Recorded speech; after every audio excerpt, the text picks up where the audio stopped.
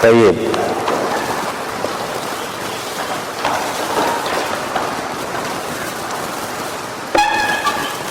Bismillahirrahmanirrahim.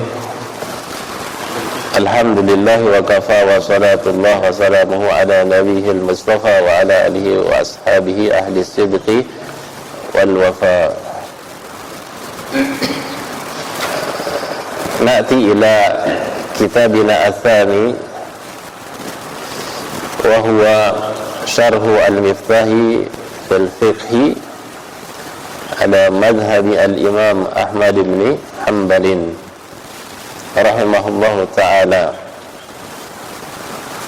wa syarih wa asy-syaikh Shalih ibn Abdullah ibn Hamadin al-Utsaimin. Kadzalika al-musannif huwa. Jadi pengarang kitab ini Syekh Shalih, dan yang mensyarah juga Syekh Shalih. Jadi beliau mengarang ringkasan kemudian mensyarahnya. Nabda ya ikhwan. Hal fatahtumul kitab? Hal fatahtum? Qala al-musannifu waffaqahullah. Al-musannif huwa Syekh Shalih. Bismillahirrahmanirrahim. Bada'a al-musannifu bil basmalah.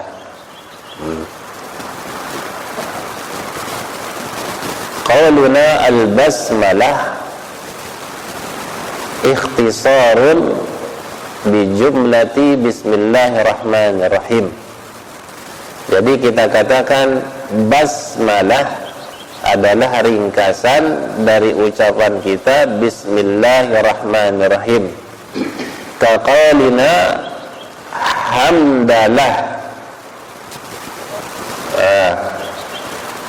fahiya ikhtisar min qaulina alhamdulillah. Mada yusamma hadha?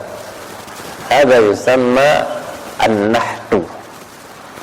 Jadi ringkasan-ringkasan itu dikatakan an-nahtu, an-nahat, ya.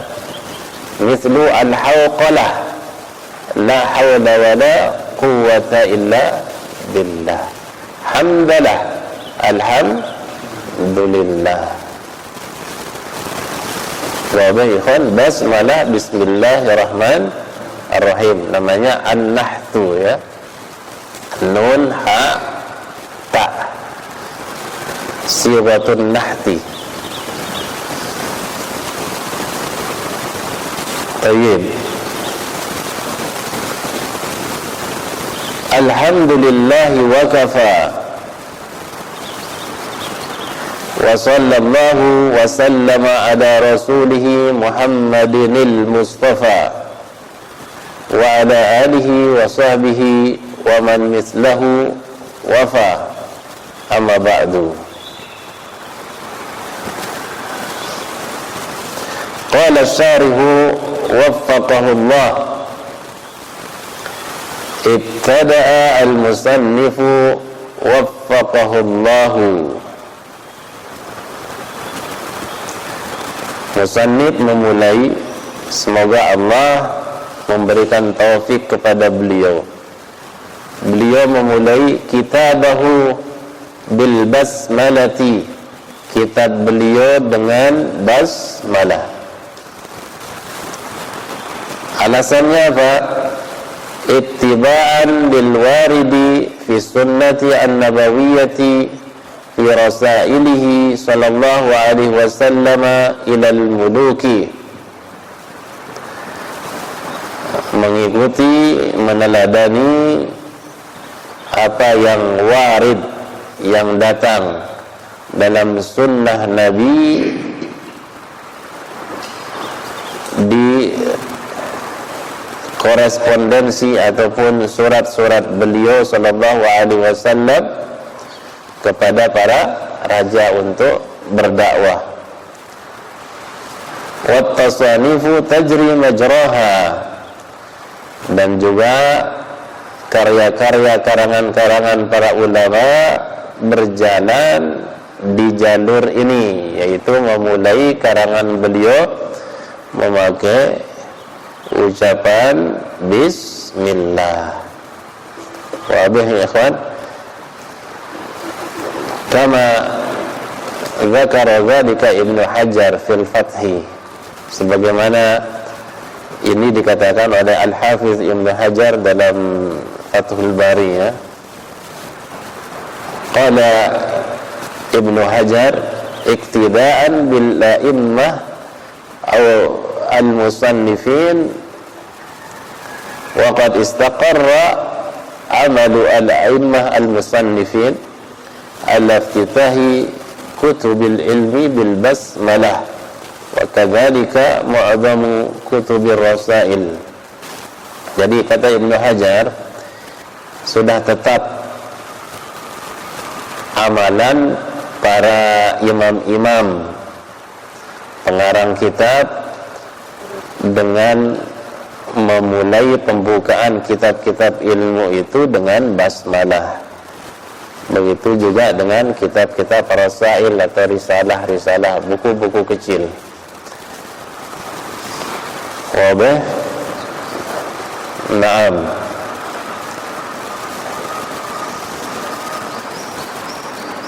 Namun Syekh Saleh dalam kesempatan yang lain beliau memberikan ta'liq, ya ikhwan. Ada permasalahan, ada yang mengatakan memberikan basmalah ataupun bismillahirrahmanirrahim karena mengikuti Al-Quran atau kitabullah. Beliau memberikan ta'liq, karena mengikuti Quran itu kurang tepat, kata beliau. Karena pada aslinya Al-Quran itu didahului oleh apa? Dengan firman Allah, Iqra bismi rabbikal ladzi khalaq. Itu yang pertama turun, kan? Itu surat Al-Alaq. Adapun yang kita jumpai Al-Quran itu dimulai dengan bismillah, itu secara lafzi ataupun secara rasam, secara mushaf saja, itu datangnya belakangan. Jelas. Jadi kalau ada yang memberi alasan kita memulai kitab-kitab ilmu itu pakai bismillah karena mengikuti Al-Quran, kata beliau kurang tepat. Karena Al-Quran tidaklah dimulai pertama kali oleh bismillah. Justru Al-Quran itu adanya di tengah, ya. Itu suratnya Nabi Sulaiman itu, ya. Adapun yang kita jumpai di mushaf itu secara mushaf saja. Adapun khilaf tentang basmalah di surat Al-Fatihah, khilafnya masyhur. Apakah dia termasuk ke dalam surat Al-Fatihah ataukah tidak? Jelas, ya. Ini ta'liq sedikit dari Syekh Saleh sendiri. Makanya beliau tidak menyebutkan ittiba'an li kitabillah, karena mengikuti Al-Quran, bukan. Lianna kitaballah mabdu'un bil basmalah, bukan karena Al-Quran dimulai dengan basmalah, bukan, ya. Makanya langsung beliau menyebutkan dengan sunnah Nabi, karena Nabi menulis risalah-risalah itu dimulai dengan bismillah. Wabah. Tayyib. Summa sanna ay ja'alahu ala al-martabati al-thaniyah atau ala tartibi, ala wajhi tartib. Kemudian mengurutkan pembukaan beliau dengan urutan kedua itu memakai apa? Bihamdillah. Sanna itu menjadikan urutan kedua. Beliau mengurutkan pembukaan beliau dengan menyebutkan hamdillah azza wa jalla qailan, sembari beliau mengucapkan alhamdulillahi wa kafa, segala puji untuk Allah, wa kafa ay wa kafa billahi mahmudan lil abdi, cukup billahi mahmudan, Allah itu yang dipuji bagi seorang hamba. Cukup Allah yang dipuji bagi seorang hamba. Artinya, jika ada seorang hamba ingin memuji dan dia memuji Allah saja sudah cukup. Dia tidak butuh memuji selain Allah. Bisa difahami? Itu maksud perkataan Syekh di sini. Alasannya apa? Allah saja yang cukup ia puji, dan itu dia tidak perlu memuji selain Allah. Li'annallaha wahdahu, karena Allah saja huwa mustahiqul hamdi al-kamil. Ada dua bacaan di sini. Dalam cetakan ini disebut mustahiqun alhamda al-kamila. Berarti alhamda itu mansub, berarti maf'ulun bihi. Ataupun mudhaf ilaih. Saya kemarin dengar kajiannya Syekh Saleh sendiri, beliau memakai mudhaf ilaih. Jadi huwa mustahiqul hamdi al-kamili. Tapi maknanya sama. Karena Allah saja yang paling berhak mendapatkan pujian yang sempurna. Wabah. Fa idza hamidahu al-'abdu, jika hamba memuji Allah, walam yahmad ghairahu, dia tidak memuji selain Allah, kafahu dzalika, yang demikian itu sudah cukup baginya. Faman istakfa billahi kafahu, maka siapa saja yang sudah merasa cukup dengan Allah, Allah akan mencukupkannya. Paham ya? Jadi Masya Allah, dalam ini kalau kita memuji, kita hanya memuji Allah, sudah cukup untuk kita. Karena Allah yang paling berhak dengan pujian yang sempurna. Dalam Al-Quran, dalam surat Al-Fatihah itu alhamdulillahi, segala puji bagi Allah. Alif lam di situ ada yang mengatakan lil istighraq, segala bentuk pujian hanya tertuju untuk Allah tanpa terkecuali. Wabah. Dan seandainya kita tidak memuji kecuali Allah, itu sudah cukup. Naam. Lanjut ya ikhwan. Wa minal ghalati, dan termasuk kesalahan, tawahhumu anna ma'naha, prasangka. Tawahhum itu prasangka, sangkaan. Anna ma'naha, maknanya annahu yakfi al-abda fi hamdillahi qaluhu alhamdulillah. Maknanya cukup, telah mencukupi seorang hamba dalam rangka memuji Allah melalui ucapannya alhamdulillah. Bisa dipahami? Jadi prasangka yang kurang tepat, kata beliau, apabila ingin memuji Allah itu cuma sekedar ucapan alhamdulillah. Fa inna hamdallahi, apa alasannya? Karena pujian kepada Allah la yantahi ila haddin, tidak akan pernah habis kepada batasan tertentu. Haddin itu batasan. Alasan kedua, wala yastawfihi hamdu abdi. Alasan kedua, pujian seorang hamba tidak akan pernah mencukupi untuk memuji Allah. Yastawfi itu mencukupi. Wabah.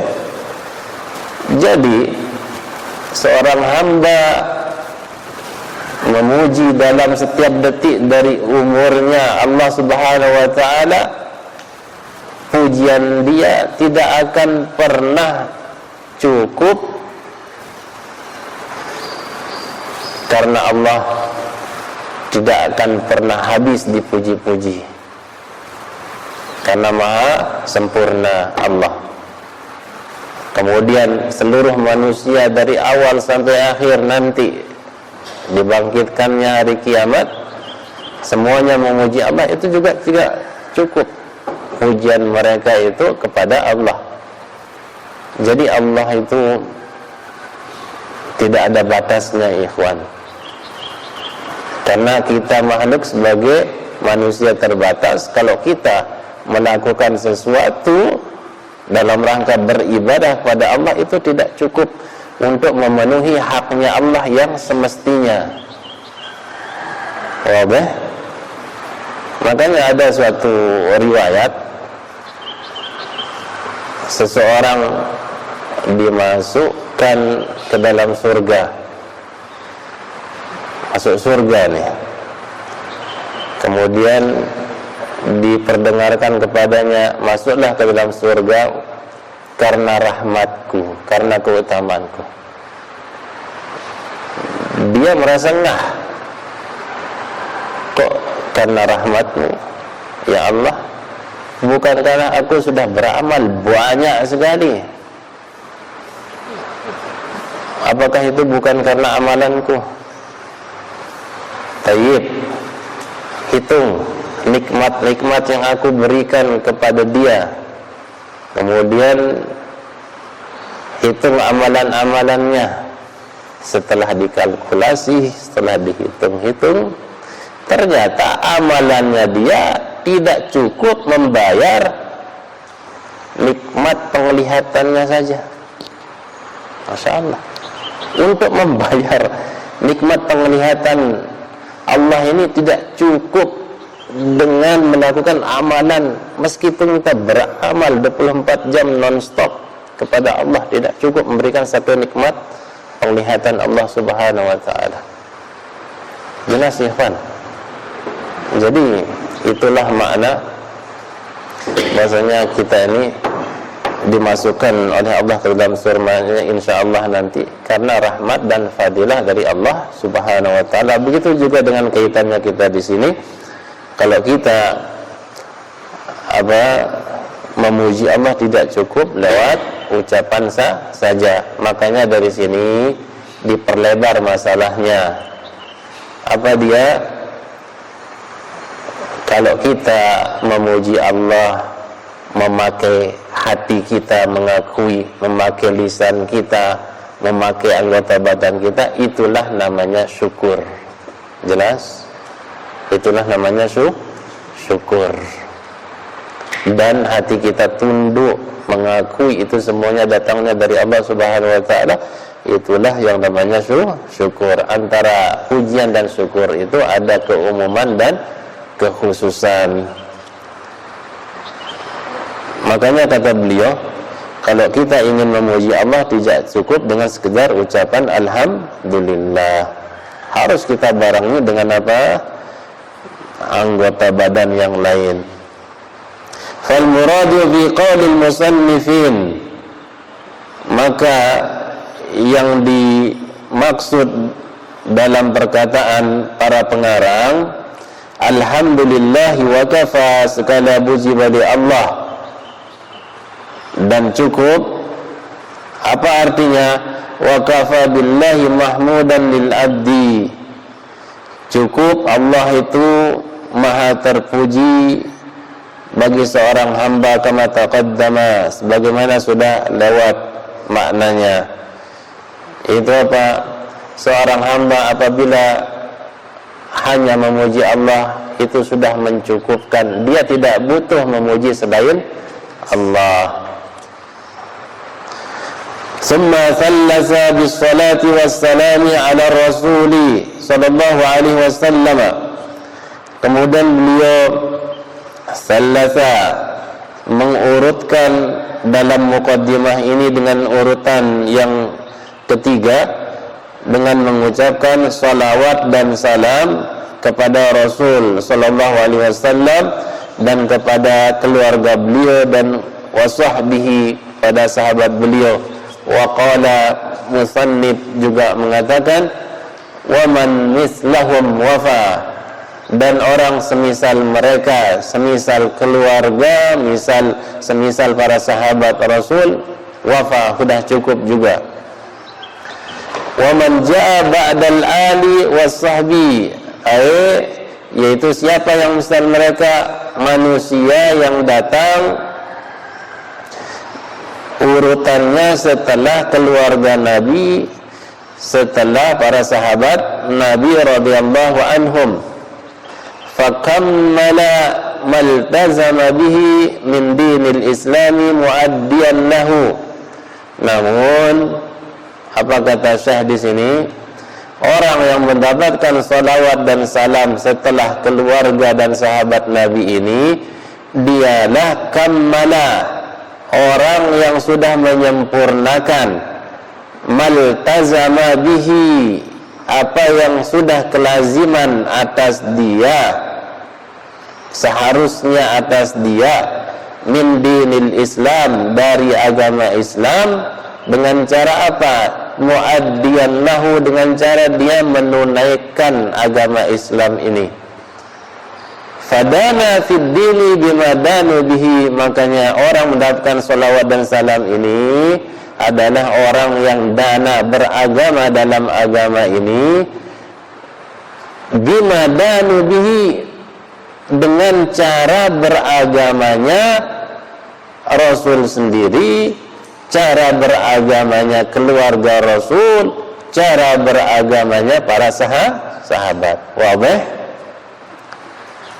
Wa huwal mazkuru fi qalihi ta'ala, inilah yang disebutkan dalam firman Allah Ta'ala, aynan yashrabu biha ibadullah yufajjirunaha tafjira, mata air hamba-hamba Allah minum darinya yang memancarkan, yufajjirunaha tafjira, yang memancarkan dengan sebenar-benar pancaran.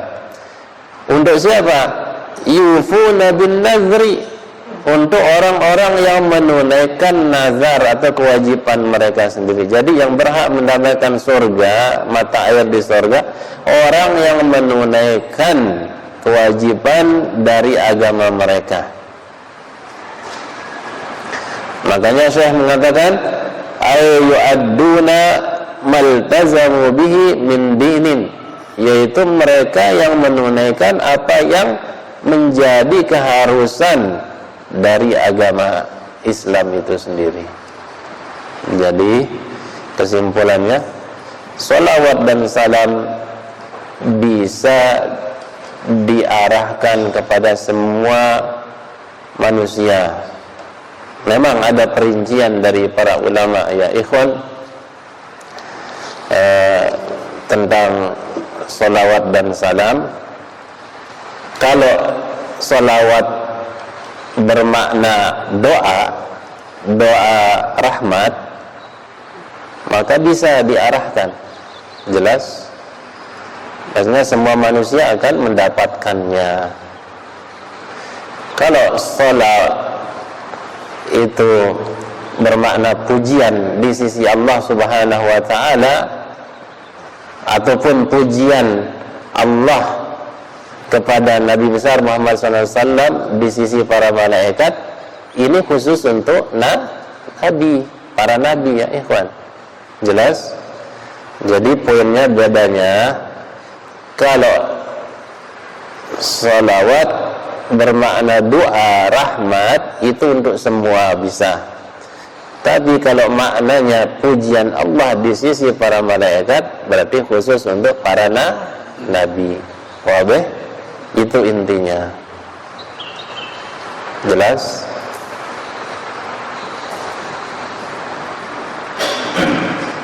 Kemudian salam apa artinya? Selamat dalam bahasa dari kekurangan, baik di masa hidup beliau ataupun setelah beliau wafat. Jadi beliau dalam masa hidupnya tidak ada celah dan kurang.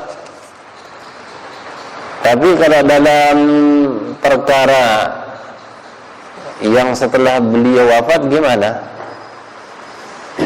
Apa yang dituju di sini permasalahannya? Agama beliau selamat para jamaah. Ya ikhwan. Jadi agama Islam yang beliau bawa ini selamat tanpa celah dan noda.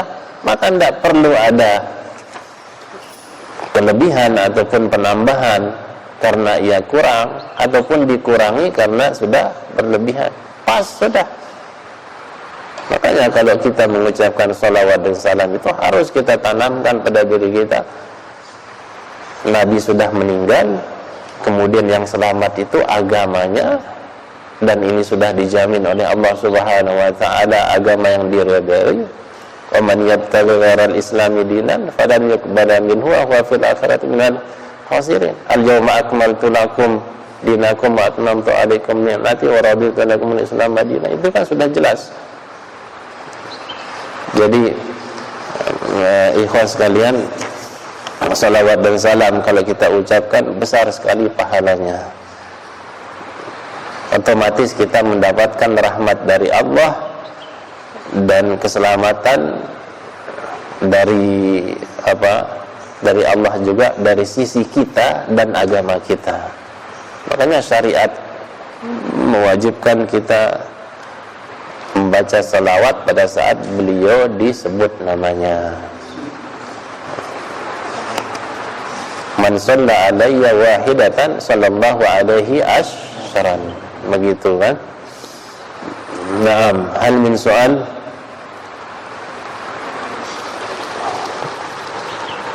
Tayyib. Cukup dulu pembukaannya. Ya. Sedikit-sedikit ya. Ini kan masih pertemuan pertama, mungkin kesiapan masih ada yang kurang dari sisi tempat, dari sisi fisik, mencari alamat-alamat seperti tadi, jadi pikirannya belum fokus benar gitu, ya kan? Ya, pembukaan dulu ya dari sisi fikih ini, kitab ini. Semoga ada manfaatnya untuk kita semua. Mungkin ada pertanyaan tentang pembukaan tadi, yaitu alhamdulillah wa kafa wa sallallahu wa sallama ala rasulihi Muhammadanil Mustafa wa ala alihi wa sahbihi wa man mislahum wafa. Ya, kita tutup hari ini kajian kita ikhwan semuanya. Subhanakallahumma wa bihamdika asyhadu an la ilaha illa anta astaghfiruka wa atubu ilaika. Assalamualaikum warahmatullahi wabarakatuh.